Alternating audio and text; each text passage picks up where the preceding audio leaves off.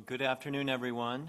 Welcome to the 6th meeting of the Legislative and External Affairs Advisory Committee. Hard to believe we're on number 6 already. My name is Mark Bontrager. I have the honor of serving as the chair of this committee. And now we will take roll and establish quorum. Please note that under the Bagley-Keene Open Meetings Act, any commissioners who are participating remotely must keep their camera on at all times and will be asked during roll call to disclose if they have any other adults over the age of 18 in the room with them during the meeting and the nature of their relationship with these individuals. Sandra, please take roll. Thank you, Commissioner. And I'm hoping that all commissioners joining us virtually will unmute their lines now to help the process go smoothly. Commissioner Fairweather. I'm here and I am alone in the room. Thank you. Commissioner Hill. Marking absent. Commissioner Larson. Here. Commissioner Mitchell. Here. Commissioner Southard. Marking absent. Commissioner Thomas Beckett. Marking absent. Committee Vice Chair Callan. Here. Committee Chair Bontrager. Here. We have quorum. All right. Thank you, Sandra. Is Commissioner Chambers, has she joined us online? She's not on yet. Okay. Should we move forward? Okay. All right. Next, I'd like to ask Commission staff to please go over the public comment procedure. Please go ahead, Mariani, if you're in the room. No? Okay. Keep moving.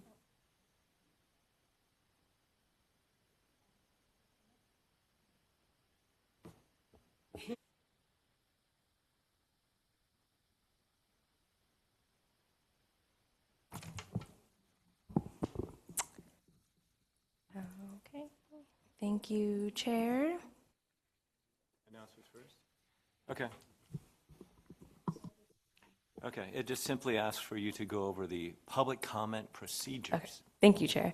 If you would like live meeting transcription or closed captioning, please activate the closed captioning feature located in the control bar at the top or bottom of your screen. If there are any members of the public using translation technology, please notify the chair so that we can be mindful. You may request to make public comment by submitting a card, clicking the raise hand icon on your computer or the app, or if calling in by phone, push *9.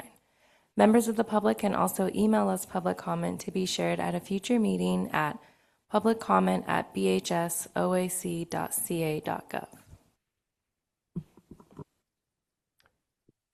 All right. Thank you, Mariani. We're now moving to agenda item number 2. Announcements and updates. Committee updates. As part of our ongoing commitment to transparency and collaboration, we want to ensure that information flows seamlessly across all CBH committees. To support this effort, we will take a moment to review key updates from our 4 other committees. By sharing these updates, our goal is to keep everyone aligned, streamline communication, and foster a more connected approach to our work. Please bring up the committee highlights slide. Thank you very much. Earlier today, the Program Advisory Committee received an overview of the Commission's current Mental Health Wellness Act portfolio, including options for investing the previously approved $10 million in MHWA funds to support full-service partnerships. The Budget and Fiscal Advisory Committee also met and received presentations on the Commission's expenditure authorization, a new creative services contract, and an overview of current contracts and grants, providing a snapshot of ongoing funding activity. And finally, on April 27th, the Strategic Planning Advisory Committee will review and discuss proposed updates to the 2024-2027 Strategic Plan to ensure alignment with the Behavioral Health Services Act. In line with our new transparency efforts, we will begin providing brief updates on recent contracts and amendments during all committee announcements for informational purposes only. Please note that contracts are negotiated between the Commission and the contractor and must be mutually agreed upon. Please bring up the contract slide. Hopefully all can read that. I cannot. We have two contracts to inform on this month. The first is with the University Enterprise Incorporated for $88,279, and the second with LinkedIn for $7,500. Any further elaboration on that? Okay. Number three, we're excited to host a Veterans Listening Session on April 23rd from 4 to 6 p.m. at the Rancho Cordova branch of the Sacramento Public Library. This in-person event is a meaningful opportunity for veterans and their families to share stories and experiences with behavioral health. Your voice matters, and it can help shape stronger services in our community. More details will be shared on our website, and we hope you'll join us and be heard. And before I turn over the rest of the announcements to Vice Chair Callan, I do want to recognize that Commissioner Chambers is on. We want to give her an opportunity to speak. Hello, welcome everyone. Thank you for having me as a guest. I'm just here to state my interest in joining this committee, and I look forward to hopefully being able to participate and bring my insight in this process. Thank you. Thank you, Commissioner Chambers. We look forward to you formally joining our committee. All right, Vice Chair Callan. Thank you, Chair Bontrager.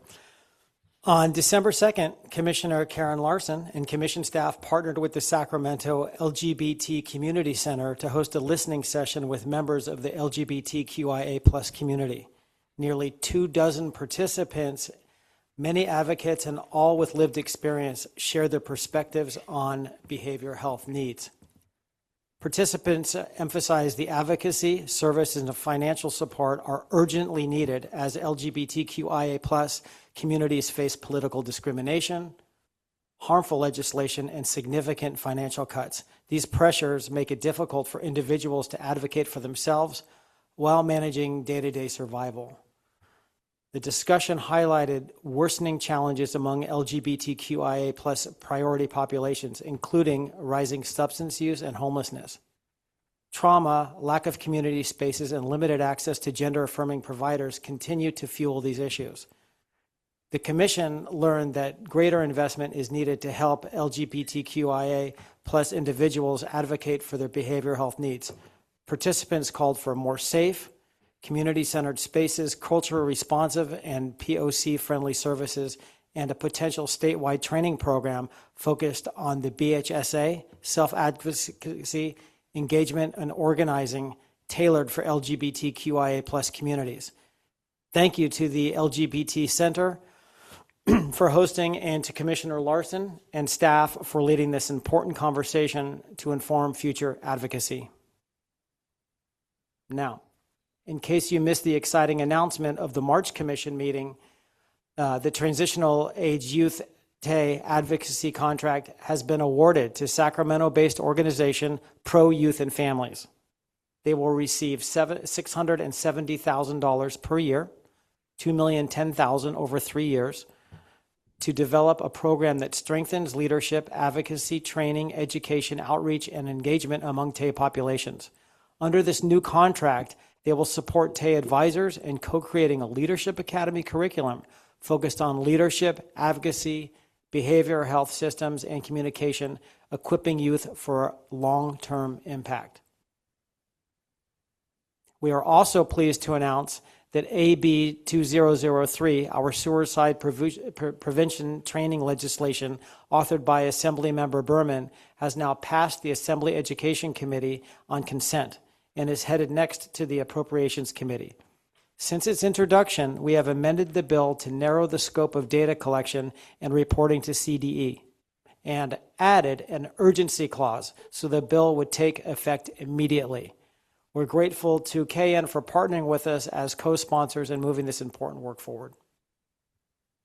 On March 12th, Commission staff Lester Obancho and Kendall Vargas traveled to Chabot College in Hayward to participate in the Vibe Check conference organized and held by advocacy grantee Jakara Movement. There, Lester and Kendall observed high school students from the Solano and Alameda areas participate in an enjoyable, informative, and engaging event which revolved around building awareness, breaking stigma, and connecting with resources around behavioral health. Additionally, Lester and Kendall tried their hand at filming content for fun, social media-friendly video. The video, which was edited by staff Katie McKenzie, features the students' day filled with interactive workshops, breakdancing, and a panel with Bay Area rap superstar La Russell. Please enjoy this uplifting video and try not to dance too much.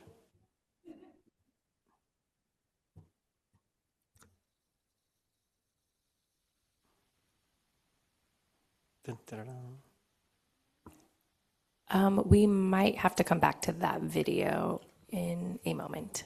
Okay, I was looking forward to it. All right. All right. Lastly, our next full commission meeting is on May 28th, 2026. For more information on any of these items, please visit our website and sign up for our email distribution list. I'll pass it back over to the chair. All right. Thank you, Vice Chair. At this time, we're creating space for commissioners to offer comments or ask questions.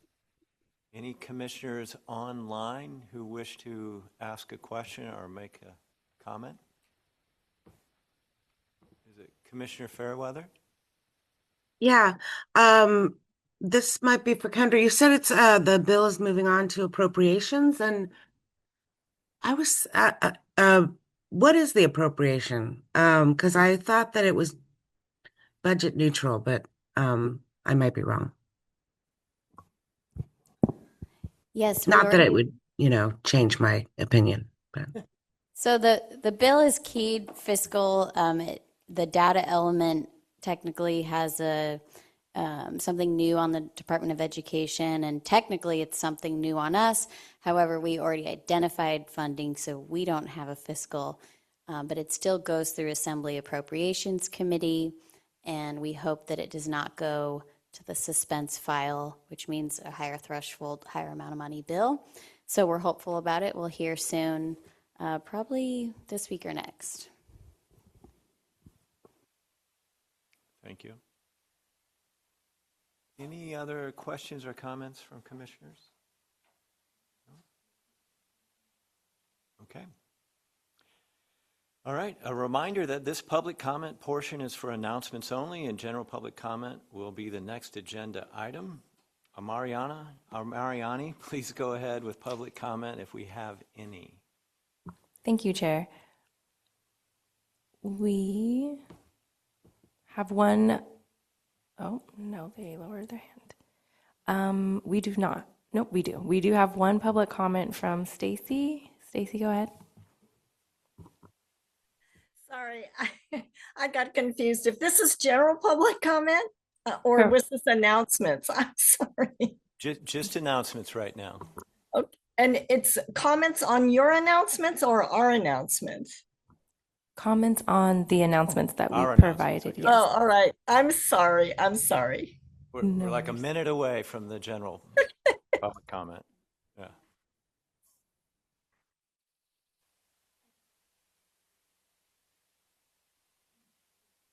So no, we do not have any comments for announcements. Thank you, Mariani. All right, that concludes our announcements this morning, or this afternoon, actually. I want to thank everyone again for being here today. It is now time for agenda item 3, general public comment. This time is reserved for comments on items that are not on the agenda. All written public comments received before the meeting have been included in the meeting materials.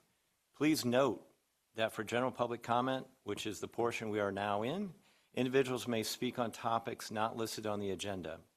However, commissioners cannot engage in dialogue as topics would not have been agendized 10 days prior to the meeting and thus would violate Bagley-Keene requirements. That said, CBH staff will follow up on topics as needed and appropriate. Mariani, please. Okay, we have our comment from Stacy. Go ahead, Stacy. Good afternoon, Commissioner Stacy Hiramoto with Remco. And can you hear me? I'm sorry. Yes. Okay. This is just an announcement to invite all of you and the general public to this extravaganza in the end of May, a week before your commission meeting in Sacramento. The California Reducing Disparities Project will conduct an exposition. It'll be in Sacramento at the Holiday Inn. I don't want to make it sound juvenile, but it'll be like a science fair where people will have their displays at booths where you can walk around. And if you were ever interested in what a community defined evidence practice was, there'll be over 30 organizations with exhibits. So you can ask questions and talk to the people that are actually providing services. We're very excited about this, and we really hope the commission staff and of course the commissioners will visit. And I did forward the invitation to Brenda, and I know she'll get it to everybody. And it's Thursday, May 21st again, from 9 to 12. Thank you. Thank you, Stacy. That was our last public comment.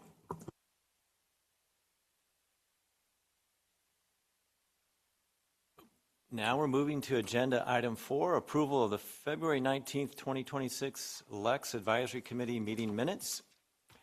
At this time, I'd like to invite commissioners to offer comments or ask questions, if there are any.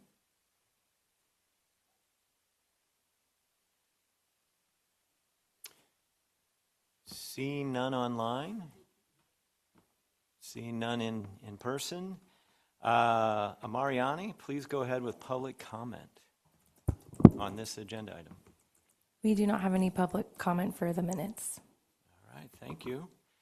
Now that public comment has closed, I would entertain a motion that the committee approve the February 19th, 2026 meeting minutes. I'll move. Second. We have a motion and a second for the committee to approve the motion on the screen that is that the Legislative and External Affairs Advisory Committee approve the February 19th, 2026 LEX committee meeting minutes. I ask commissioners participating online to please unmute your lines to expedite the process. Commissioner Fairweather. Aye. Commissioner Hill, marking absent. Commissioner Larson. Aye. Commissioner Mitchell. Yes. Commissioner Southard, marking absent. Commissioner Thomas Beckett, marking absent. Commissioner Callan. Aye. Yes. Commissioner Bontrager. Aye. The minutes are approved. All right, thank you, Sandra. Moving on quickly, agenda item 5 focuses on 2026 legislation. Today we'll be hearing a presentation on potential bills for the commission to support. And before we have our Deputy Director, Kendra Zoller, speak to these legislation items, I do want to acknowledge Commissioner Larson. Thank you. I just want to state publicly that I'll be recusing myself from the last two bills discussed. AB 2011 and AB 2138 are both sponsored by the Steinberg Institute, so I'll be recusing myself, stepping out of the room for both the conversation and the vote. Thank you, Commissioner Larson. All right, Deputy Director Zoller. Thank you. So the last time I brought bills forward to support in February, not all the bills had been introduced yet. Now I'm back again with more bills to support, recommending now that all the bills are out. We got a ton of bill requests, more that I could fit into this committee or the 30 minutes that we have on the May Commission meeting agenda. So I would consider the bills before us today as the first round, and I really had to rely on our decision-making framework alignment to develop this agenda. And really, thank you to all the organizations who submitted requests. We value all your partnerships and collaboration. If you've been following along with our strategic plan refresh, you know the Commission will be prioritizing 4 core areas that align with BHSA implementation: integration of substance use disorder, peers and peer-run organizations, the most in-need populations, and innovation. You'll see an emphasis on these areas with the bills we have before us today. 3 bills are substance use disorder related, 1 on peers, and 1 is on mental health training, which we have supported and sponsored several times in the past. Please note the bills are not in order because we have special guests, all with varying schedules today, so I'll get going. The first bill, we have AB 2150 by Assemblymember Haney and sponsored by the California Association of Alcohol and Drug Program Executives, or CADP. We'll hear from Megan Lee with Assemblymember Haney and Trent Murphy with CADP shortly. I'll quickly go over how this aligns with our framework. This bill is straightforward. It requires employers who require CPR training of its employees to also require those employees to be trained in naloxone. This directly aligns with our strategic plan refresh and BHSA priorities, as well as our Mental Health Wellness Act grant focus on expanding medication-assisted treatment. In terms of impact and equity, increasing the number of trained and informed bystanders, the more lives will be saved and the potential for more people connected to services. This bill also enjoys a wide range of support, so I'll pass it to Megan and Trent. Please go ahead.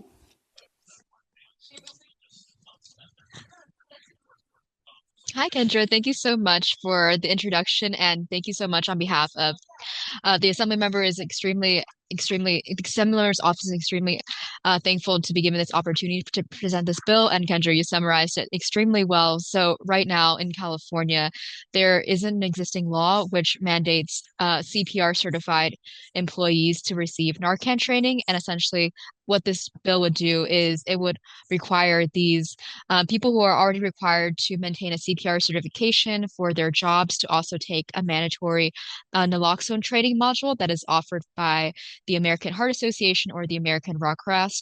We want to create a standardized training so it is accessible and it will increase the number and the rate of bystander effectiveness and intervention when overdoses occur.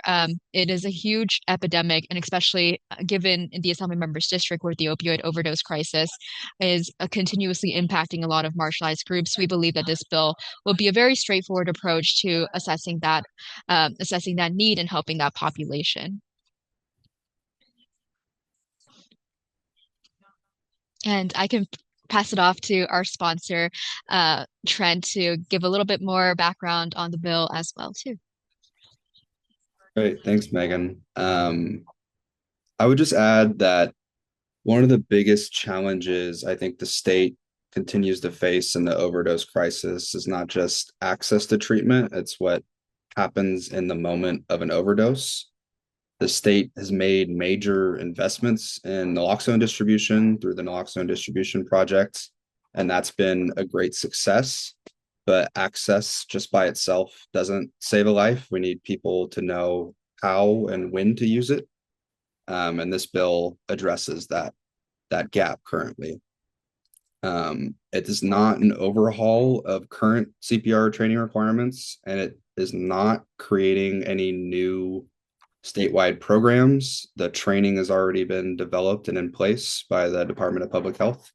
It's just a mandate to use that training. So it should be low cost to the state, if any, and it should make not just a big impact on the state's preparedness to respond to an overdose when that does occur, but also addresses some stigma as well. For many individuals, especially outside of the behavioral health field, there's still a lot of misconceptions about what naloxone is and what it does. And by integrating that overdose awareness training module for those that are required to get CPR trained, we're also helping normalize people's responses to opioid antagonists and substance use disorder overall as a health condition and not a moral failing. But yeah, besides that, happy to defer to Megan again and answer any questions the commissioners may have. I do have a follow-up question. So appreciate the mandatory training. Is there any mandatory distribution or the presence of Narcan at these employer sites as well? Yes. So last year, Assemblymember Haney's office introduced AB 1976. So essentially what that bill did was it would require workplaces to carry naloxone in their safety kits. So essentially the tool is already accessible to the public. Like Trent was mentioning, there is just no standardized kind of training for people to receive that educational aspect of how to administer it, how to recognize the first signs of overdose.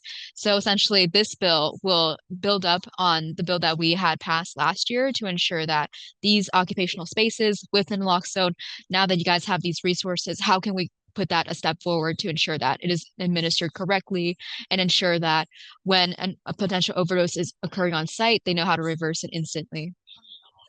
Can I ask, what employer types is that mandated with?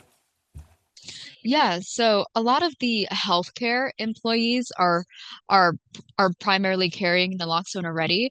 I believe that a lot of the teachers and the educators in that space where Trent mentioned the stigma is also continuously really present.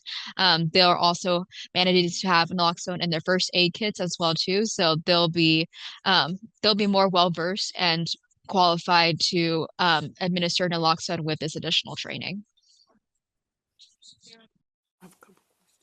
Commissioner Mitchell. Good afternoon, and thank you for the presentation. I am curious. So, who distributes the naloxone? I understand CPR kits, but like, are there pharmaceutical companies involved in this? What's the cost? I mean, I'm sure there's an analysis somewhere on the cost of this, but I don't know. I'm just trying to imagine schools or nurses, wherever an overdose could potentially occur, administering this drug. So I'm not opposed to the idea. I just think there's some questions that make me a little uncomfortable with just kind of to Commissioner Bontrager's question, like, who are these employers? So who's going to be carrying this reverse drug in their CPR bags? I mean, I can see EMS doing it, but I'm talking school people or any other provider who administers CPR, because that's a very broad group of individuals. So I guess my question is, who does the training to administer this? Who pays for it? And who's distributing it? I mean, is this tied to pharmaceuticals? And then is the cost of this drug, I mean, I guess on a per unit basis, what's the cost of, because this is pretty massive. Yeah, absolutely. I can definitely do more thorough research in that and provide the cost of the drug.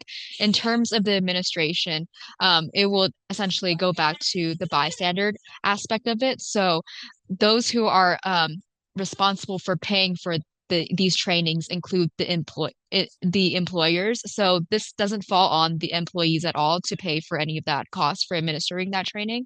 It is all within the employer's hands to provide and pay for that training. Essentially, these online video modules cost anywhere between $10 to $20, and some are even free on the American Heart Association or the American Red Cross. So it is a very cost-effective way where people can get these skills to learn about it.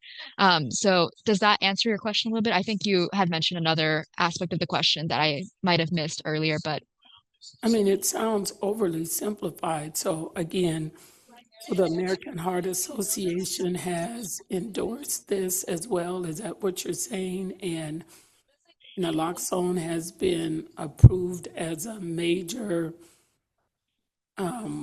intervention to be distributed throughout the state, and CPR kits. I mean, is that what I we're can jump in, Megan. So thank you for the question, Commissioner.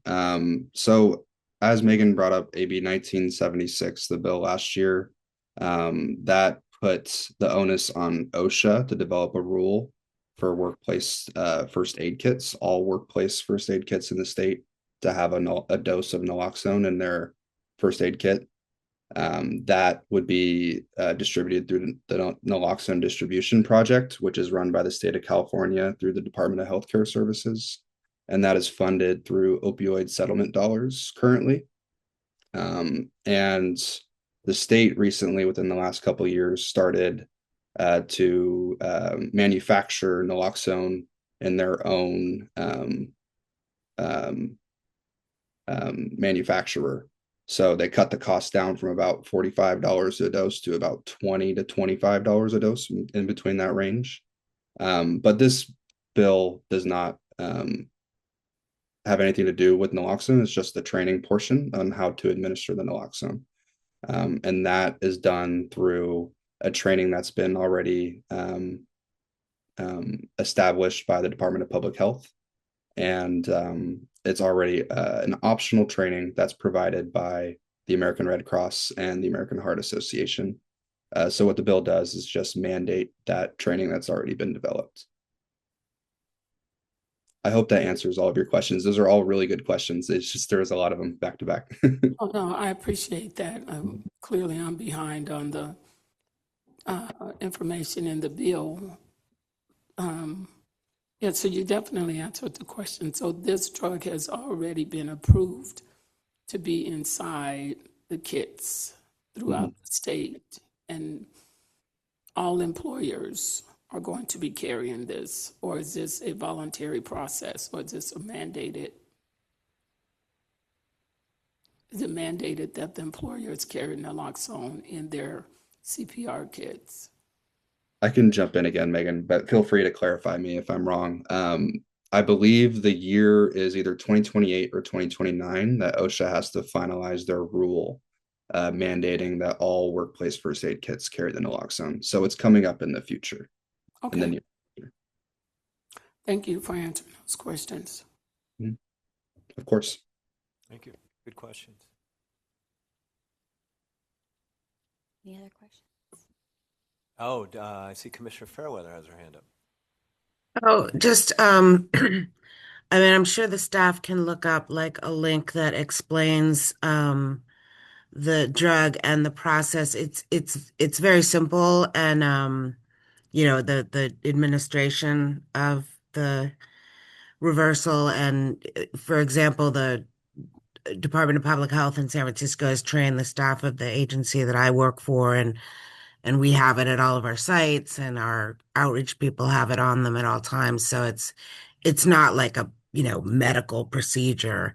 So it's we're very happy to have it, I will say myself. Thank you, Commissioner. Any other questions or comments? Okay, back to you.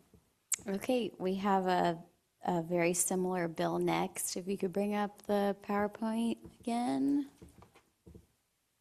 We have AB 1586 by Assemblymember Ramos, which is also sponsored by CADP.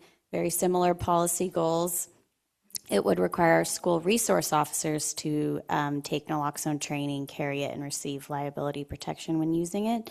This is similar to the last bill, but also similar to the bill we supported last year, AB 1037 by Assemblymember El-Houari.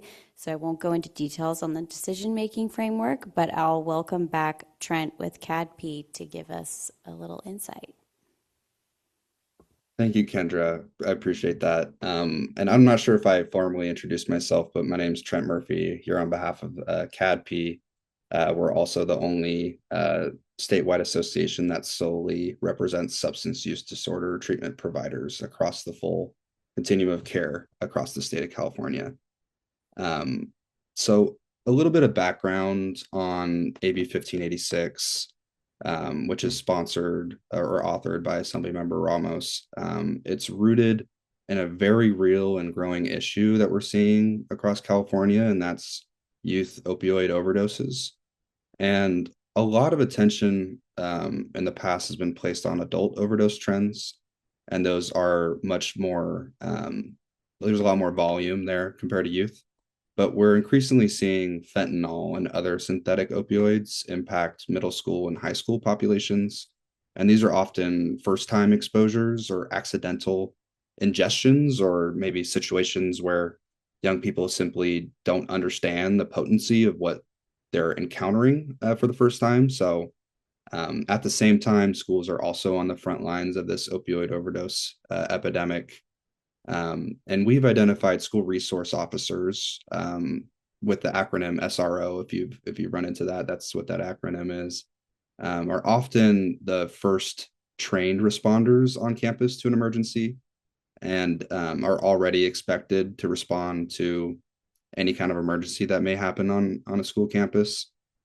But historically, there's been inconsistency on whether they're trained, authorized, or even protected when it comes to responding to an opioid overdose.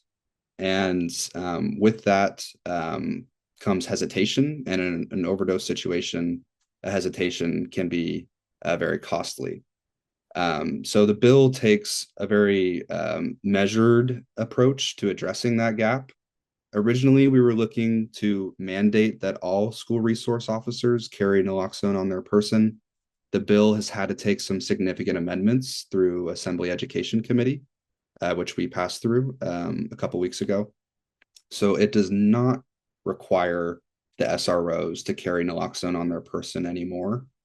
But it does clarify that all SROs have to enroll in training done by POST, which is the Peace Officer Standards and Training Division that oversees all training of police officers in the state of California. And it does require that POST has a naloxone overdose response education for SROs that are going to be assigned to campus, and every other year afterwards, they'll have to complete that training. And it ensures that those SROs can voluntarily volunteer to carry the naloxone on their person. And it also gives them some legal protections that already governs voluntary opioid antagonists and carrying those in schools. In addition to that, to the training aspect, the bill would also require POST to report back to the legislature every 5 years on hard data on how many instances the officers administered the naloxone on campus, how often it was used and it was not an opioid overdose, and whether or how many officers are receiving that training. Because currently, right now, the opioid overdose dashboard, which tracks overdoses across the state of California, it segments those opioid overdoses by age, but doesn't necessarily give you a location. So we don't have any hard data in the state on how frequently this is happening in schools. So that's a little bit about what the bill does. For many youth, they want to feel safe on school campuses, and they also want to make sure that there's people trained there in case an emergency does happen. And this bill will align with California's broader goals around prevention, early intervention, and reducing avoidable deaths. And from our perspective as providers in the system, we strongly support efforts that expand access to harm reduction tools like naloxone. Our members or providers see firsthand every day the impacts of overdose, and every life saved is another opportunity for recovery and a long, healthy life. So the bill has evolved, but we're happy with where it is. It's not quite what it was at first with the mandate that SROs carry it, but it's still the data piece and the training aspects would have a big impact on the state. And happy to answer any questions you might have. Quick question about that. I'm assuming, maybe I'm wrong, that school resource officers would be included in those required to get the training under AB 2150 as well? Is that right? That is correct. They have to be CPR certified, so they would be under the AB 2150 provisions as well. Okay. And why did we and this is first of all, I want to say I totally support the effort, but I wonder why we highlighted SROs. Not all schools have SROs, but all schools have teachers, coaches, etc. Why the SRO as a class of persons compared to others? That's a great question. We picked SROs because most schools do have them on campus. There are some smaller schools and school districts which do not employ SROs in their middle and high schools. But we figured that this would have the most impact since a majority of them are sworn police officers and are already receiving the basic naloxone training when they're becoming a police officer.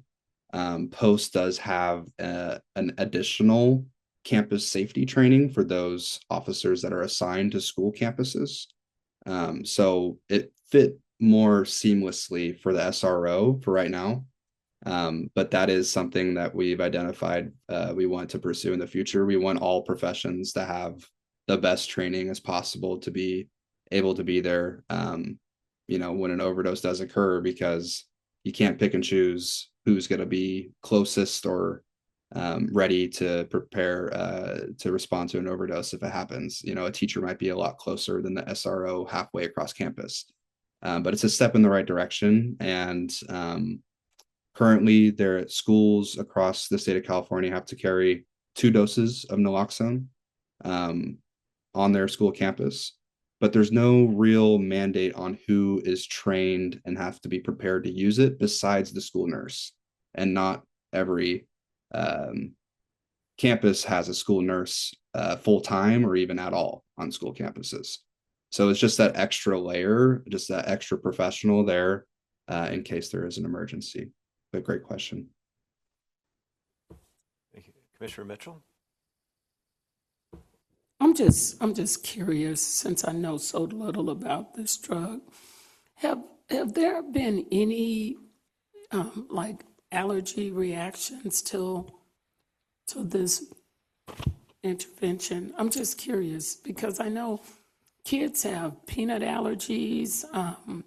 So in an emergency situation, I don't know if the school would have time to, go and check this youth's file, because all kids aren't supposed to have certain information on file at the campus. But I'm just curious, are there allergic reactions that one could have? So what type of protocols would be in place on campus for the implementation of this if it were necessary? Is that covered, or am I ahead of myself or behind myself? No, that's a great question, Commissioner. Naloxone is very safe and effective to use. There's no known side effects if you, for example, just passed out from heat stroke and were not overdosing and you were administered naloxone, thinking that you were overdosing. There is no negative side effect to receiving a dose of naloxone through your nose, through the intranasal spray. And there's no known allergies to the medication as well. Okay. All I can do is trust your word. Thank you. Of course. Mr. Callen? I just wanted to comment. I personally have been close to over 3 cases of lives that have been saved by this. And if it was not present, the person would have not survived. So I'm a big supporter of this.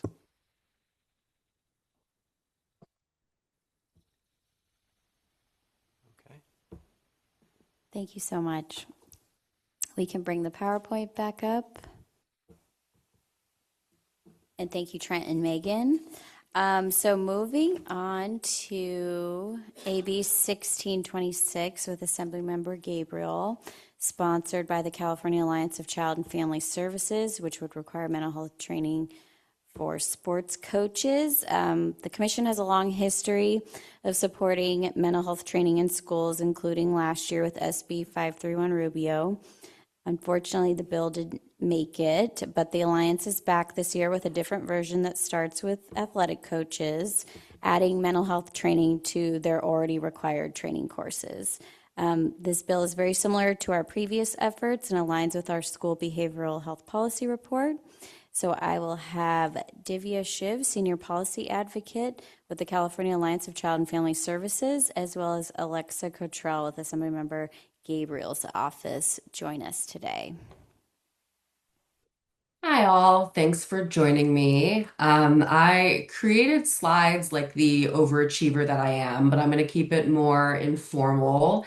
So this bill, just a little caveat, the slide up says that it requires mental health training. I'll get into this later, but it no longer requires mental health training. So what this bill does now is it enshrines and creates model behavioral health training for youth sport coaches to help these coaches equip them to recognize signs of distress in their student athletes. These trainings would include topics like mental health distress, substance use disorders, eating disorders, suicide risk and prevention, anxiety, depression, and trauma-informed care. This bill would not permit coaches to provide mental health counseling or therapy. It would just help them identify when this is coming up in their student athletes and give them the tools to know where these student athletes can go to seek clinical help. Um, this bill we're all aware of the behavioral health crisis in California and especially in youth.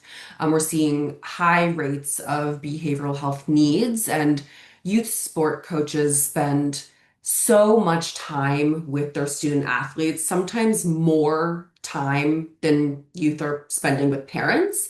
They're a really critical part of the youth support system, but only 1 out of 5 coaches feel confident in their ability to support youth who are facing these behavioral health challenges. So this is a real easy step given that the support infrastructure is already there. It just requires us training up these sport coaches. And so again, with AB 1626, this bill would establish the required criteria that coaches training should include, and it would have the California Department of Education create or compile a model training. Given that there are so many trainings that are actually already out there, we don't need to reinvent the wheel. Thinking of compiling the existing trainings in an accessible place. And I'll just note that the reason why we changed the scope of the bill from requiring training to, making sure that these trainings exist and providing the framework for these trainings is there are 2 other legislators who also had the wonderful idea to address behavioral health with youth sport coaches. And so there's AB 1665 Pacheco and AB 1985 Irwin. And these authors are now working together. So AB 1626 is complementary to these bills. And AB 1665 Pacheco is the bill that requires this training. And so that our bills are really complementary to each other. And I'll just add, I think I saw Danny on the call, and so Mental Health America of California is a co-sponsor of this bill, as is Play Equity Fund. And the bill passed out of Assembly Committee on Arts, Entertainment, Sports, and Tourism unanimously, and it has its next hearing in Assembly Education next Wednesday, but we were just informed, or Alexa just informed us, that the bill is on consent. So we're very excited about this, and I think this bill really aligns with the Commission's goals on ensuring that youth are supported and get the support they need in terms of their behavioral health. But I'll pass it over to Alexa. Please let me know what I missed. Hi, everyone. I'm Alexa from Assemblymember Jesse Gabriel's office. Divya summed it up great. I think the CD portion, that model training that will be created or compiled, that will also be used as a tool for youth recreational and club sports. So they are not going to be mandated for this training, but they will have that as a resource. It's a little bit harder to mandate recreational and competitive sports. They do not have a governing body, but at least providing this resource is a good first step. And then again, working with Assemblymember Pacheco's office, they will be requiring behavioral health training for high school or for actually all school coaches. And then we will be setting the criteria for that training. And again, this is to ensure that our coaches are prepared to identify certain mental health issues or behavioral health issues, as well as not contributing to them as well, because we do know that there is a toxic environment in sports for some athletes. So yeah. Happy to answer any questions. Commissioner Mitchell. Good afternoon, ladies. I'm just curious. So the bill, is it just for schools for the coaches to have the training? Or is it for like AAU teams, after school programs, community recreational programs? Because it's so many youth programs out there, so they're just not in schools. I'm just curious. Yeah, I can answer that for you. So the first part of the bill that sets the criteria for training is for all school coaches.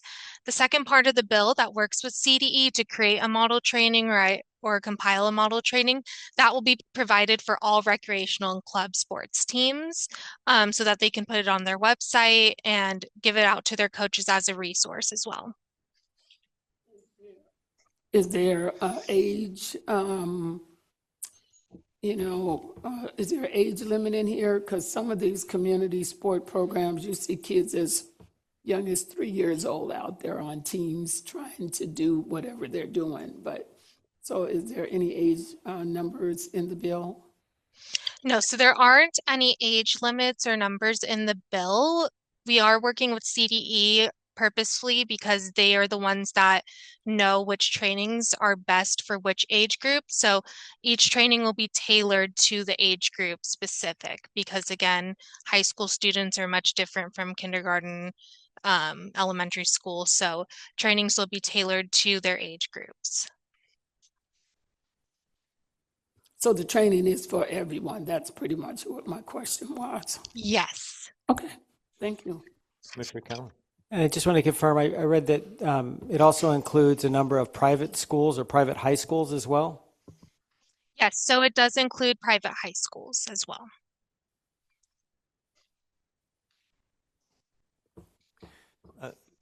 Go ahead. Okay. A quick question as far as, will it, you're creating a training, I guess it sounds like you're creating content or instructing that there will be content created. Will that forego current training out there, say like mental health first aid training? Does it preclude what's already existing out there that could be relevant, or does this develop a new type of training? So the first part of the bill for school coaches just list the criteria out. Again, there's already so many training out there. So as long as a coach takes a training that meets all of that criteria, it will be accepted as a requirement. And then for the CD portion, they are welcome to either create or compile trainings, best whatever they feel is best for it. But again, the training atmosphere is so big already that we really don't need to reinvent the wheel, and it's more about compiling trainings to make sure that they meet all the criteria. Thank you. I was just going to add that, so we have to follow Bagley-Keene, which doesn't follow the legislative calendar. So right now everything's being amended and changing. So we might want to consider adding the other complementary bill that's now been split into two bills. Basically, AB 1665 Pacheco to the motion could be something we could consider. Basically, they go together. If the author and sponsor agree. That's completely fine on my end. They are complementary bills. This bill does stand alone, but it definitely, the Pacheco bill is complementary. So I'm amenable to that. And Alexa, curious about your thoughts. Same, I will say that, let's say the Pacheco bill dies, we still have our CDE portion that will be the youth recreational and club sports training. So we are our own bill, but again, I think that the Pacheco bill should be considered as well.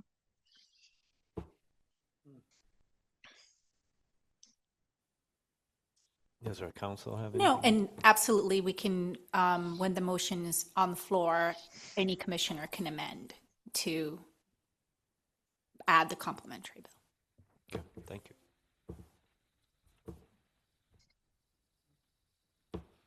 Okay, great.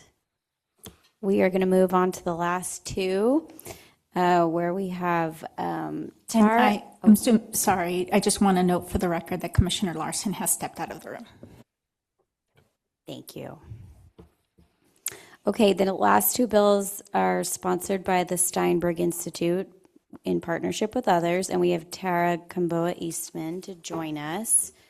The first one, AB 2011 Hart, is another SUD-related bill, also co-sponsored with the Department of Insurance.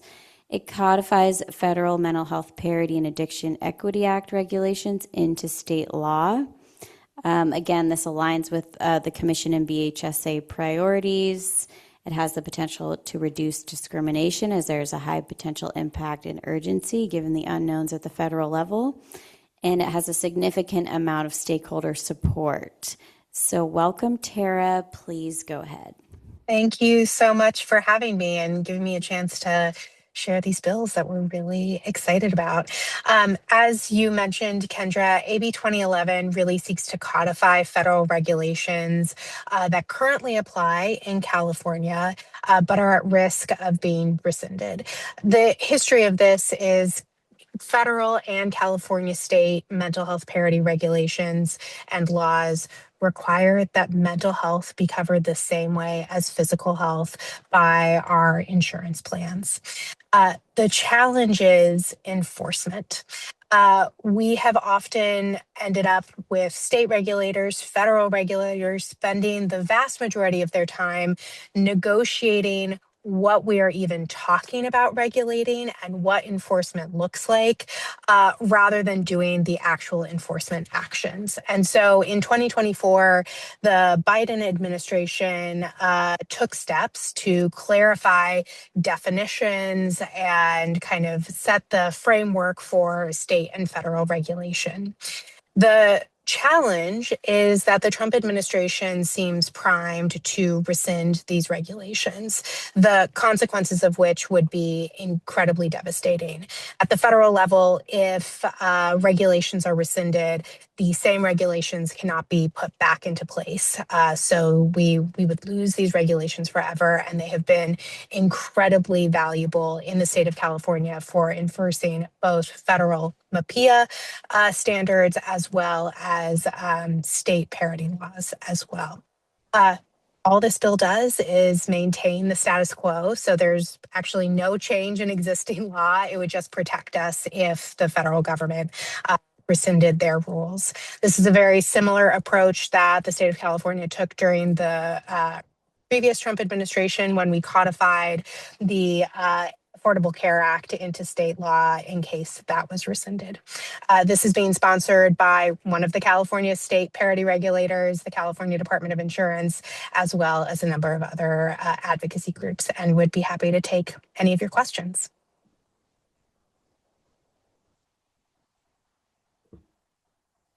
So, a quick question for you.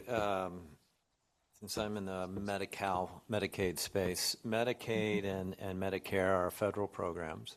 Mhm. What happens if something happens, if this is passed statewide, yet federal rules change and we're participating in federal programs? How do you have some sense of how that would play out? Yeah, it would really only impact Medicare because Medicaid is a state-run program. DHCS would be able to enforce these rules. Uh, the federal government likely would not enforce them on Medicare. I think practically speaking, the only change for the health plans, if the federal government rescinded and California enforced between commercial, Medicaid, Medicare, would be that you would not have this common language in terms of what these definitions are in the Medicare space. But it doesn't actually change any of the legal obligations. It changes more of the enforcement foundational understanding between regulators and plans.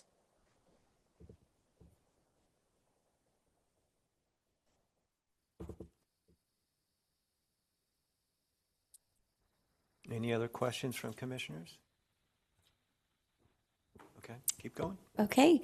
Last but not least, we have AB 2138 by Assemblymember Krell related to peer support specialists. Again, aligns with the Commission's strategic plan priorities, the BHSA workforce component, and our work under the Mental Health Wellness Act Peer Respite Grant Program. It enjoys a broad range of support, so I'll pass it back to Tara. Thank you. Thank you so much, Kendra. I won't spend my time sharing the value of peers. I know that the Commission is fully bought into the peer model and supports expanding the use of them. In this particular bill, we're looking to address two barriers to expanding access to peer services. The first is that in California, the Department of Healthcare Services has requirements that requires background checks for people working in the public system. This is meant to prevent against fraud, waste, and abuse and ensure, safety in our programs. However, where this guidance falls short is that it doesn't recognize that we are hiring peers for exactly their lived experience. And so we have this dynamic right now where peers with justice involvement in their past are unable to get hired as peers because of background check requirements. And so this bill first creates a good cause exemption, which is becoming a state best practice and has passed in other states to clear the background check requirements for peers who are being hired exactly because of their lived experience. We've seen that there, in places that have done this, that there's been no impact on fraud, waste, and abuse, that we have seen great outcomes and with no safety concerns. Just the same, we do have exceptions for violent crimes and for an individual's justice background to be considered holistically as part of their fitness for the job overall. It just doesn't preclude them from being considered. The second component is incorporating peers more explicitly into enhanced care management teams under CalAIM. These really novel models of care, of proactive outreach and engagement of individuals with complex cases in our safety net system really have been transformational in our ability to serve various populations. But one of the implementation challenges that we've heard from ECM providers on the ground is that because we are working with such complicated cases with individuals who are often from marginalized communities, who have been traumatized by the healthcare system, by our institutions, there's very little trust between the prospective client and the ECM team. And that's really the magic sauce that peers have. And so this bill would require peers be included on ECM care teams to offer peer support services and to work within the confines of ECM. As Kendra has pointed out and has been discussed in many bills, this bill is being amended next week, and so it will look slightly different. I'll just preview those amendments now because I imagine it may come up in questions. Currently, the bill requires a peer support specialist to be on every single ECM team in the state of California, which doesn't align the value of peers with the populations they're intending to serve. So the amendments we'll be taking next week will require peer support specialists be made available by ECM providers who have more than 50 clients, for whom 25% of their caseload is individuals with serious mental illness and substance use disorders. There's also some additional amendments giving ramp up time for ECM providers to, one, for DHCS to offer additional guidance, but then for ECM providers to implement. And happy to answer any questions. Any commissioner questions or comments? Okay, seeing none. Anything further? That's it. We can go to the motions if we're ready. We can bring up the slides again.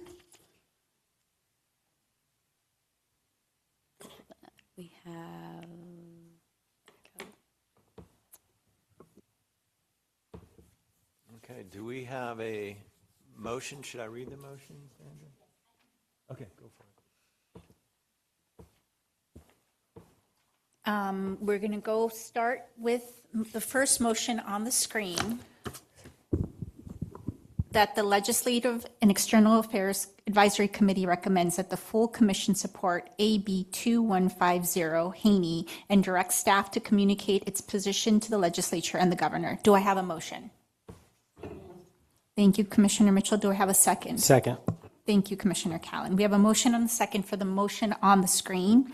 Commissioners online, please unmute your lines so that we can expedite the process. Commissioner Fairweather. Aye. Commissioner Hill, marking absent. Commissioner Larson. Aye. Commissioner Mitchell. Approved. Commissioner Southard, marking absent. Commissioner Thomas Beckett, marking absent. Vice Chair Callan. Aye. Aye. Chair Bontrager. Aye. Motion passes. Now we're going to move on to the second motion, which is that the Legislative and External Affairs Advisory Committee recommends. Sandra? Excuse me. So sorry. I just did. Oh, All right. I'm not sure if we have any, just in case anyone did want to make public comment for this item. No, we don't have any public comment. are we taking public comment per individually? No, I believe we were just taking public comment for the entire item, right, Kendra? So you should call it right now for the all agenda items. Yes, if there's any public comment for any of the bills presented. It does not appear we have any. Great. I will start from the top because we had to wait for that. And we did have a motion and a second for the motion. The first motion should be on the screen. Thank you. That the Legislative and External Affairs Advisory Committee recommends that the full commission support AB 2150 Haney and directs staff to communicate its position to the legislature and the governor. We had a motion by Commissioner Mitchell and a second by Commissioner Callan. I'm going to retake the roll call vote, and then I'll move through the rest of the votes expeditiously. Commissioner Fairweather. Aye. Commissioner Hill, marking absent. Commissioner Larson. Yes. Commissioner Mitchell. Yes. Commissioner Southard, marking absent. Commissioner Thomas Beckett, marking absent. Vice Chair Callan. Yes. Chair Bontrager. Aye. The motion passes. Now we're going to move on to the next motion, which is that the Legislative and External Affairs Advisory Committee recommends that the full commission support AB 1586 Ramos and directs staff to communicate the position to the legislature and the governor. Do I have a motion? I'll move. Thank you, Commissioner Larson. Do I have a second? Second. Thank you, Commissioner Callan. I have a motion on the second for the motion on the screen. I'll begin roll call now. Commissioner Fairweather. Aye. Commissioner Hill, marking absent. Commissioner Larson. Aye. Commissioner Mitchell. Yes. Commissioner Southard, marking absent. Commissioner Thomas Beckett, marking absent. Vice Chair Callan. Aye. Chair Bontrager. Aye. The motion passes. This is the third motion, and I wanted to, there was discussion about potentially commissioners entertaining an amendment to this by adding the partner bill AB 1665 authored by Pacheco. Is any commissioner If we could make, I'd like to make the motion to amend that bill, so that that motion. So the amendment would read that the Legislative and External Affairs Advisory Committee recommends that the full commission support AB 1626, authored by Gabriel, and AB 1665, authored by Pacheco, and directs staff to communicate its position to the legislature and governor. Do I have a motion? I'll move. Thank you. Commissioner Larson, do we have a second? Second. Thank you, Commissioner Callan. Commissioner Fairweather. Aye. Commissioner Hill, marking absent. Commissioner Larson. Aye. Commissioner Mitchell. Aye. Commissioner Southard, marking absent. Commissioner Thomas Beckett, marking absent. Commissioner Callan. Aye. Commissioner Bontrager. Aye. Motion passes. Okay, the next motion we have is that the Legislative and External Affairs Advisory Committee recommend that the full commission support AB 2011 by heart and direct staff to communicate its position to the legislature and governor. Do I have a motion? So moved. Thank you, Commissioner Mitchell. Do I have a second? Second. Thank you, Commissioner Callan. We have a motion and a second for the motion on the screen. Calling the vote now. Commissioner Fairweather. Aye. Commissioner Hill marking absent. Commissioner Larson marking abstain. Commissioner Mitchell. Aye. Commissioner Southard marking absent. Commissioner Thomas Beckett marking absent. Vice Chair Callan. Aye. Chair Bontrager. Aye. The motion passes. And the final motion on legislation is that the Legislative and External Affairs Advisory Committee recommends that the full commission support AB 2138 CREL and direct staff to communicate its position to the legislature and governor. Do I have a motion? So moved. Thank you, Commissioner Mitchell. Do I have a second? Second. Thank you, Commissioner Fairweather. Oh, we're voting. Commissioner Yeah. Fairweather. Aye. Commissioner Aye. Fairweather. Aye. Yeah. Commissioner Hill, marking absent. Commissioner Larson, marking abstain. Commissioner Mitchell. Aye. Commissioner Southard, marking absent. Commissioner Thomas Beckett, marking absent. Vice Chair Callan. Aye. Commissioner Bontrager. No.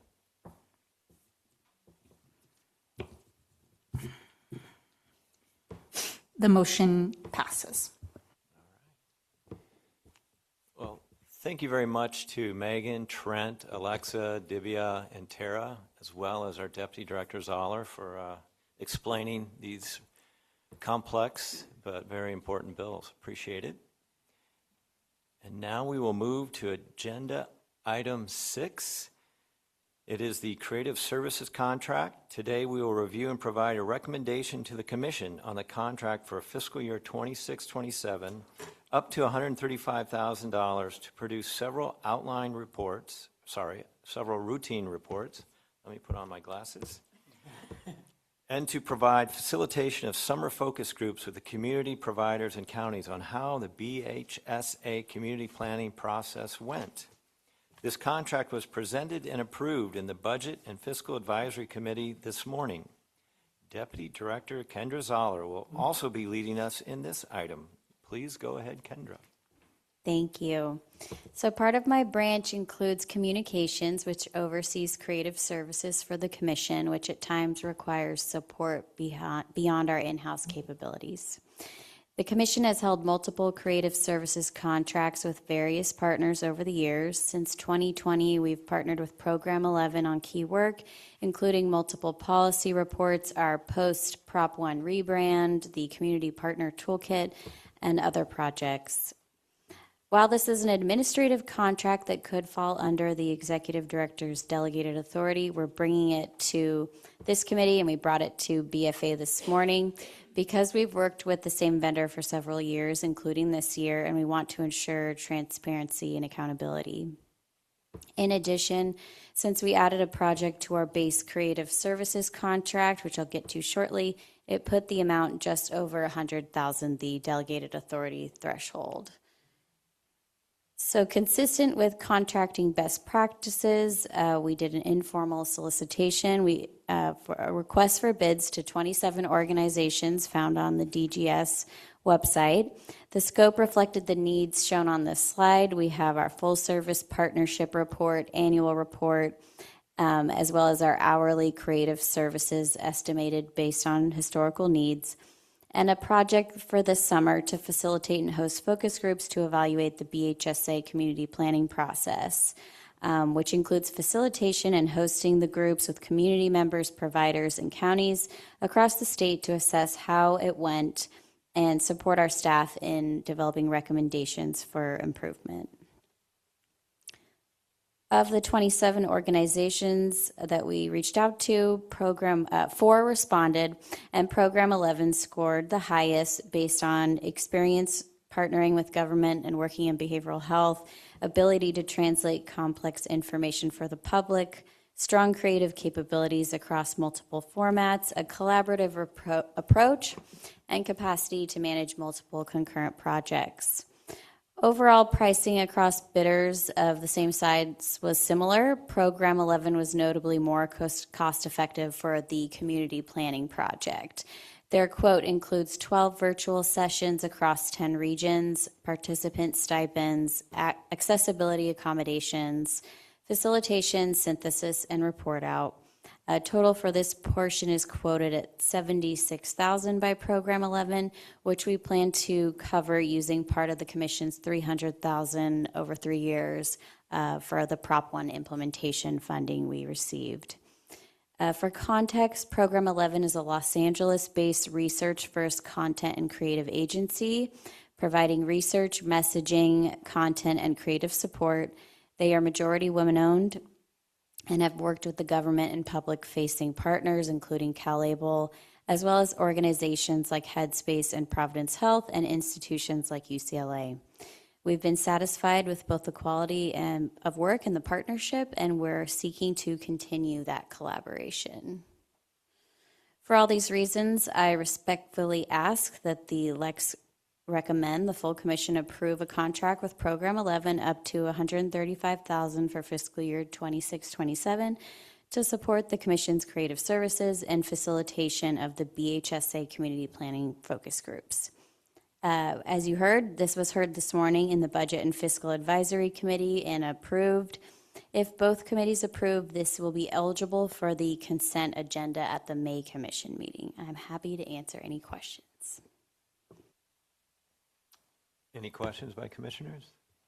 No? I have a quick question. Is there a reason why we refer to it as Program 11 and not by name?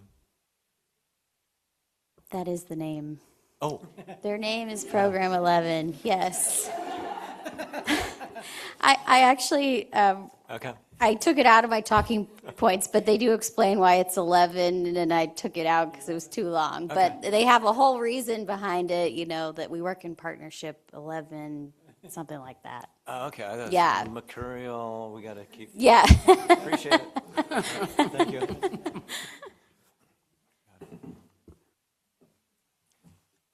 Any further questions from commissioners?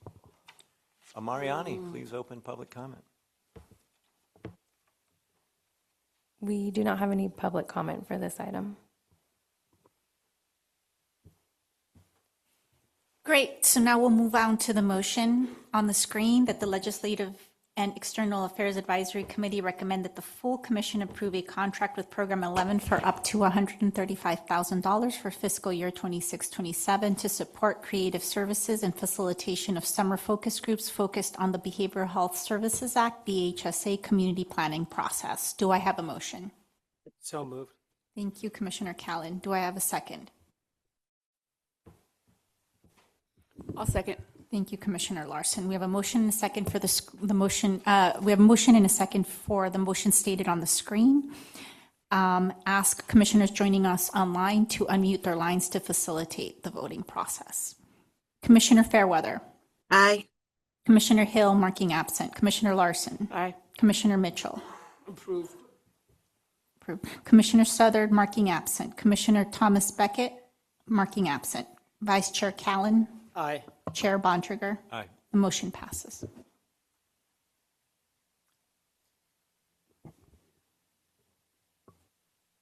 Anything further, Deputy Director? Well, we were seeing if we could queue up the video we promised from Okay. announcements, but that would be the last thing. May I ask a quick question?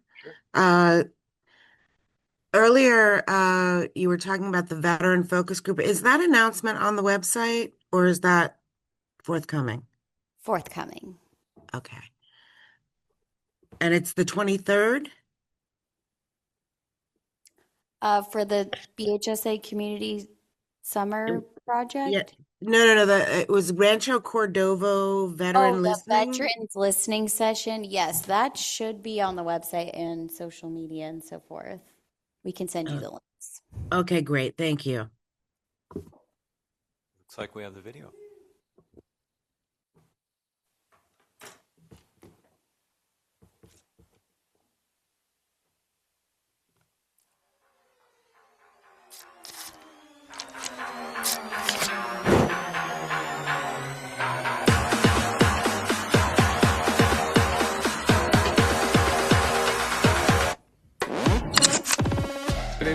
I'm with the Chikara Movement, and we've been working with the Commission on Behavioral Health since last year. We've put on 4 conferences in 4 regions throughout the state. Today was our last one, our conclusion here in the Bay Area at Chabot College in Hayward.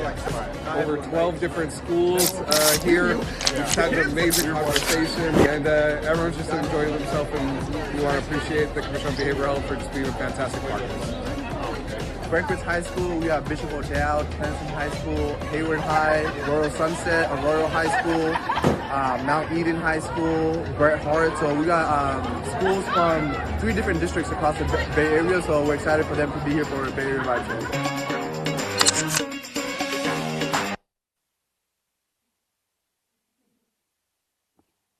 All right, thank you.